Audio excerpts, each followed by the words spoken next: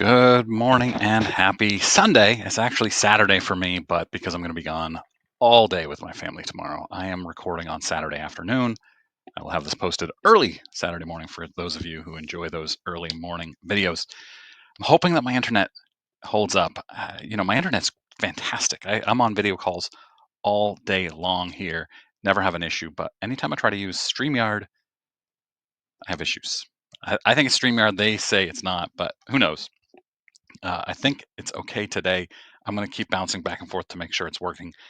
This is my weekly, every Sunday video where I cover a lot of different topics in the hobby from the past week and try to keep it fun at the end.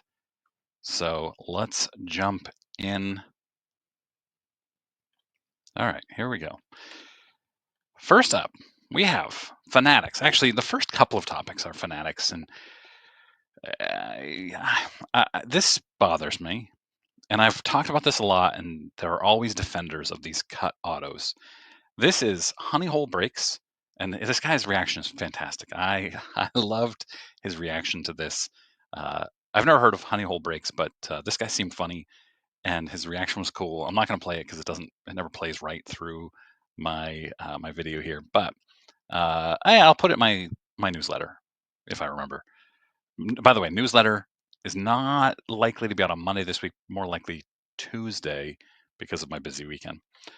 So this is a George Herman Ruth, better known as Babe Ruth, cut autograph, and Topps Fanatics cut off part of George. Now, you might think it's underneath the frame here, which is very possible, but why wouldn't they put this in a bigger card? Uh, I don't know. It just bothers me that they would take a semi-rare George Herman Ruth autograph and obscure it, if not cut it in part. That bothers me. You can let me know in comments if it bothers you or not. Next up on Fanatics is this weird thing that happened, and I got an email from longtime subscriber Tim about this as well. So Fanatics Heritage High Number dropped their 2024 for $99 per hobby box, and so DaHook, whoever this is, said that it sold out immediately. Tim said it didn't sell out immediately. It actually was pulled once Fanatics realized that they could sell it for more, apparently. And this is uh, all unconfirmed. I tried confirming with various people, but Tim was telling me that a lot of dealers believe that Fanatics was shopping the price after listing it or right before listing it. Once they realized that they could charge more, they I don't know, an error was created on their website. I don't know exactly what happened, but nobody was able to buy it, or very few people were able to buy it at $99. And then they wait a few weeks and dropped the price. Sorry, dropped the rest of the inventory or all of the inventory for $159, $160, which seems crazy. Like you drop, imagine you put out a product and you say, here it is for $99 per box. People get excited and you say, oh, nope, sorry. And then you get people really excited. And then a couple, 3 weeks later, you say, here it is, it's $160 now. Now, people are going to buy it. I'm sure it'll still sell out. And that's capitalism. But it just seems shady to me. And we shouldn't be rewarding this by continuing to buy it. And I won't. And I hope you won't either. But a lot of people already are. A lot of people are in comments saying, yeah, this is terrible, but I still bought. I wish they wouldn't. But that's not my money. All right, Kevin Garnett. 2 years ago, this 98 Skybox Star Rubies, Kevin Garnett, numbered to 50 in a PSA 7, sold for $7,800. Last week, same card, not the same grade, same card, same grade, sold for 3.5 times that, 27,000. So 2 years, the 90s um, insert market, especially for basketball, is crazy. So good for this seller for selling now, I guess. Speaking of comps, this is something that I've explored a lot. I used to think that eBay comps were perfect, and then somebody in my comments, I think it was Richard Bianco, a year or two ago said, "Hey, eBay comps aren't right when on a buy it now, if somebody makes an offer, that offer doesn't show up. It shows that it's sold for full price." And I started researching, and that person's right. So then I moved over to 130 point, and it turns out 130 point still shows sales that weren't paid for. So as you can see here, you have a sale for $1.60, one for $1.75, one for $85.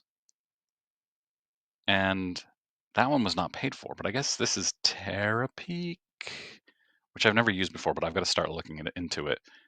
That $85 sale is not here because it wasn't paid for. So I know nothing about Terapeak, but I just thought I'd share this. Something I would look into is using Terapeak. I don't know if it costs money or what, but all right. Guess who's back? Backyard Breaks is back. They started tweeting after several months away after their scandal in, what was that, January maybe? They started tweeting again. They had not been tweeting, and they started doing giveaways on Twitter, and they got torched in the comments. And people uh, think that they're just going to go away, and that's just not how it works. What's more likely, and what has already started to happen, is these people who are torching them in comments are going to go away, and Backyard Breaks, as you can see with their more recent things, are going to be fine. They're going to tweet through it. And this is part of scandal damage control 101 is just tweet through it, because the haters, and I count myself among them, are always going to go away. People are going to get sick of loading your comments up with names and things like that. Like, look at this one. This was tweeted 23 hours ago, and it only has 2 comments. I didn't look at what they are, but 2 comments. So what? 4 comments, 18, 25, and you can see them that this is all, they're declining as you go. The more recent it is, the fewer there are. And so Backyard Breaks just knows that people are going to stop and they're going to be fine after a couple of weeks. And it's a shame. All right, this is something I discovered. I saw Bob Cousy was doing a signing, and I was curious what the price was because I paid must have been 3 years ago this month. Was it 3? Yeah, I guess it was. 3 years ago this month, I did a Bob Cousy, or 2 years ago? It doesn't matter. I bought a Bob Cousy rookie card, 1957 tops. I know you're going to comment, that's not his rookie year. 1957 tops. I bought it in the parking lot of a grocery store. And then I was going to get it graded, and a commenter said, "Why don't you send it to Bob Cousy through the mail for an autograph?" And I was like, "Holy cow, that's a great idea." So I did. It was $99 to get it autographed through the mail. And I did that. And then I got it authenticated by PSA. It's now the cornerstone of my collection.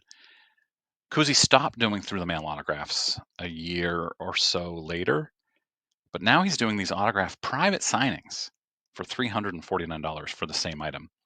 You can get a magazine or non-rookie card for $249, jersey $299, but rookie card $349. And I wonder how much of that $349 is Bob getting, or I think he has a foundation, or he sends it to like the Boys and Girls Club, if I remember correctly, something like that. How much is he getting from this 349? How much are the organizers of this autograph signing getting? I don't know. I've always kind of wondered that. If you know, let me know. Uh, I think I'm still going. This is great. Oh, that's Honey Hole again. Okay, this I just found slightly interesting. We've talked about this before. This is a absolute kaboom of Jaden Daniels, sold for $56,000 on the left, and then here's a Bo Nix patch that has an M, and nobody knows where the M came from. And it's likely, since this is a player worn, not game worn, it was just some random jersey they had him put on. I don't know. It might have been some sort of a different game jersey. Maybe it was something from college. I don't know. If you know, let me know. If you're buying raw cards, you should have the best supplies in the industry. This video is sponsored by the penny sleever, the best in the industry, in my opinion, and it's not close.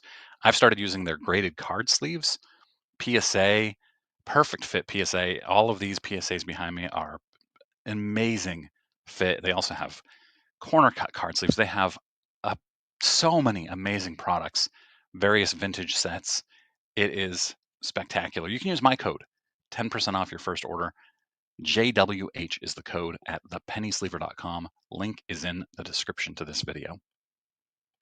All right, I was getting a barrage of text messages from my kids, so I had to go make sure everybody was alive. They are.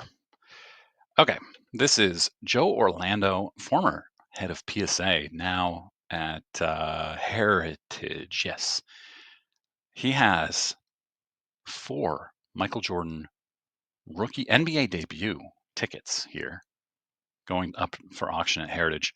Previously, the highest grade was a 3, and now he is adding a 4, a 6, and 2 8s to the PSA pop.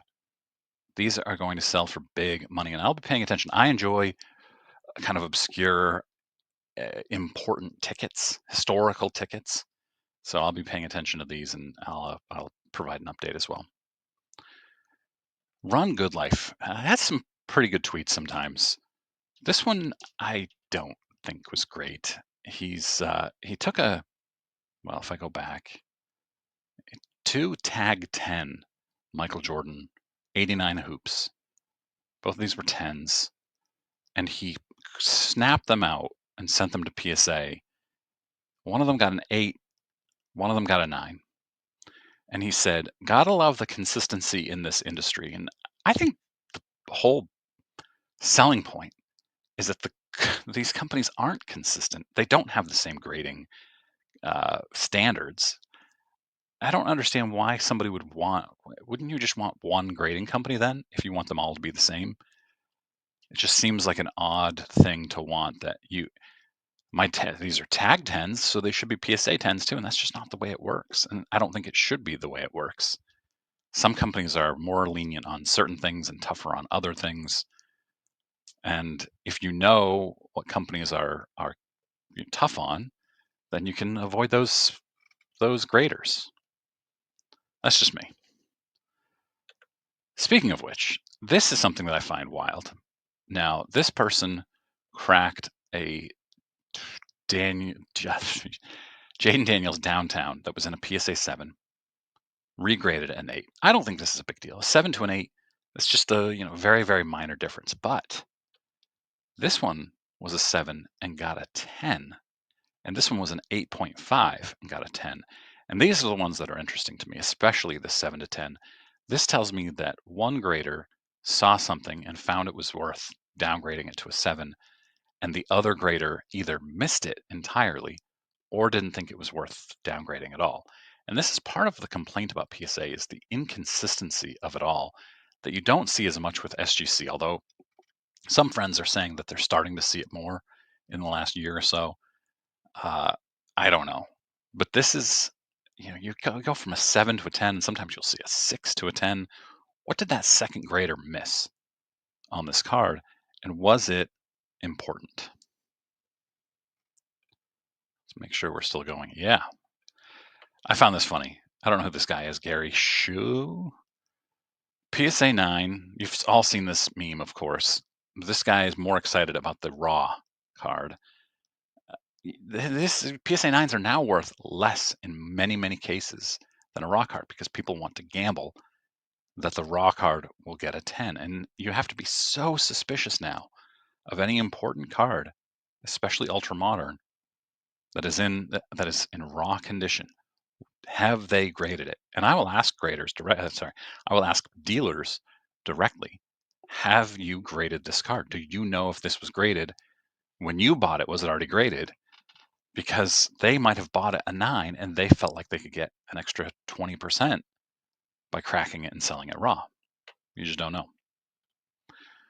All right, some more Heritage things. Jason at Heritage is great. I don't know the guy. I couldn't pick him out of a lineup, but he posts some great, great stuff. This is the Morehouse. Now, how long ago was this? Maybe 6 months ago, I did a Attic Find Friday video about the Morehouse bakery cards. And in those, It was the Ruth rookie that sold for $818,000, I think. And on the back, it was stamped canceled because once you redeemed it, they would stamp it canceled so that you couldn't redeem it again. These ones are not stamped, including the Ruth, but of course it's badly creased. It'll be interesting to see if that gets a premium.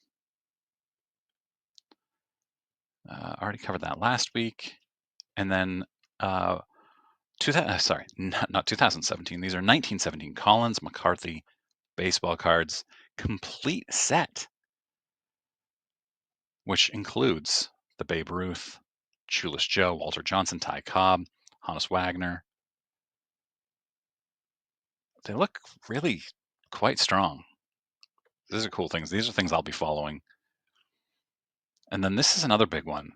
Initially, I didn't quite understand what was so big about this, but it's Kobe, Jordan, both autographed, 1 of 1, and estimated to sell, if I remember correctly, for $7 million or something crazy like that. Which is, I was like, why would this be worth so much money? But turns out this logo man, the gold logo man, was the one Jordan wore during the 1996-97 NBA season, the 50th anniversary of the NBA, and that's why it's gold.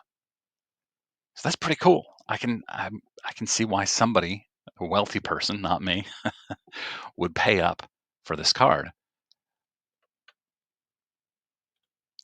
And then here's Kobe's rookie debut. I talked about this a few weeks ago where they had a rookie debut. This is with Sotheby's, yeah. Rookie debut and a Jordan preseason rookie debut, which seemed silly to me. But this one's already at about $7 million on an irrevocable bid, plus the premium, buyer's premium. It's expected to sell for upwards of 10 or around 10 million. All right, here's Austin Reeves, but the sticker is for a J. Who is J? I don't know. Good job, Panini. All right, this is the Cooper flag. 1 of 1, first Bowman U autograph, and it's a sticker. Unfortunately, I say this a lot, and I'm sorry that I keep repeating it, but it's important to me. It's unfortunate that it's a sticker. Listen, say it with me. I should get a shirt that says, "It's unfortunate that it's a sticker." But it says from the 207, and I'm from Maine. Maine's area code for every phone number is 207. So I love that already. So that's cool. Somebody pulled it in North Carolina, and they were big Duke fans. So pretty cool. It's a shame that I hate Duke. You know, why would anybody ever like Duke if you didn't go there? But I actually wanted Cooper Flag to win the national championship. And then we have Alex Rodriguez here, signed 7,000 pieces of memorabilia in 2 hours. And I mean, he seemed to actually do a pretty good job. Maybe I'll include this in my newsletter too, so you can watch the video. I don't know how these guys do this. It's crazy. All right. This is a 1954 Topps Wax Pack baseball. I just like these weird things. They're unusual. I know these aren't terribly rare, probably, but it's not something that I see frequently. So it's just cool. It's authenticated by PSA, got a grade of a 5. This is going to be being auctioned off. I thought there was something else on here too. Yes, this is what it was. The restored Hannes Wagner T206. I believe this is in Strongsville this weekend because I think my friend Dan of Dan's Vintage Baseball PC held this card. He sent me a picture. I think it was either Dan or Greg of Midlife Cards. And that's cool. I've talked about this restored card before. It's in, I think, at the Mile High booth at Strongsville because it's being auctioned right now. And here is the Topps pack. It's at $7,300 right now, but the Wagner is at $750,000 with 2 weeks to go. So I don't know how many millions of dollars that's going to sell for, but that's pretty cool. All right. Remember last year, the guy who had the big fake autograph scheme, he has pled guilty. He admitted to between $250,000 and $550,000 worth of fake memorabilia. If it had been real, it would have been fake, of course. If it had been real, it would have been worth this much money. And he was sending them off big, big autographs like Kobe Bryant, Muhammad Ali, the Beatles, uh, sending them with fake certificates of authenticity. So he will be in a lot of trouble. I thought this was cool. Who is this? Classic Auctions. I've never heard of this company before, but they have this 1966 Topps USA test hockey card of Bobby Orr. This is Bobby Orr's rookie. You can see it's a little bit brighter, and on the back, it's all in English. And apparently, this was only a very, very small test set that Topps used in America to see if the American hockey audience was big enough to sell cards to. And this one is currently at, with 2.5 weeks to go, $17,000. There are only 140 of these in the PSA Pop. So very, very rare, cool item. All right, hockey, guys. My hockey viewers are going to love this because now that's at least one hockey thing I just talked about. Now we're going to talk about Alex Ovechkin. I don't like hockey, but I've been following Ovechkin's quest for 895 very closely. He got it obviously last week, and now they took the ice from his game, from the rink, and they're going to put it in some sort of game used memorabilia. I don't know how you do that. Fanatics secured buckets of the ice that will be incorporated into some of the products the company will sell. How does that even work? I don't know. But then they also have the puck. Ovechkin, though, is a big collector himself. So uh, and he wears a new jersey every period, and each stick, puck, and game used material is specially tagged. He saves any important game used sticks and jerseys for a museum. I'm going to link this in my newsletter too because it's a long article and I think it's really worth your time. Speaking of which, here's another Ovechkin item. 3 hockey items in a row. Darren Ravel shared that the Islanders are selling or are giving seat holders, ticket holders, the printed ticket from the game, which I think should be done anyway. I don't know if this is just like a piece of paper that you get printed out or if it's an actual like ticket stock, which it should be. And then Tom Brady opened his new card vault, and he came with a binder of baseball cards from his childhood that looked just like my binder from my childhood. He had cards from 83 to 92. I had cards from mostly 86 to 94. A lot of Jose Canseco, as you can see here. I'm not going to go through the whole thing, but it was pretty neat seeing that. All right, it's a shame that it's a sticker auto, right? We'll say it with me. Topps has acquired the game-used basketball from the national championship game. They're putting the relics into signed Paige Becker's cards. This is cool,